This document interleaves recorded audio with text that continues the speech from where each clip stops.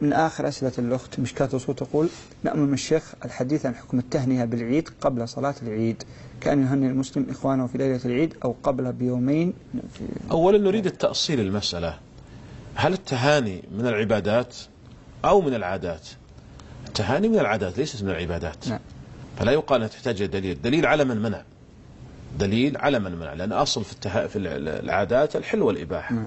التهاني من العادات ونحن معنا الأصل هو الجواز والحل والإباحة. من منع منها فعليه الدليل، وليس هناك دليل يدل على المنع. وهذا الباب الأصل فيه الحل. رأيت لو هنأت شخصا قبل زواجه مثلا بالزواج، قلت له مبروك مقدما مثلا، هل هذا فيه بأس؟ هذه من الأمور الأمر فيها واسع.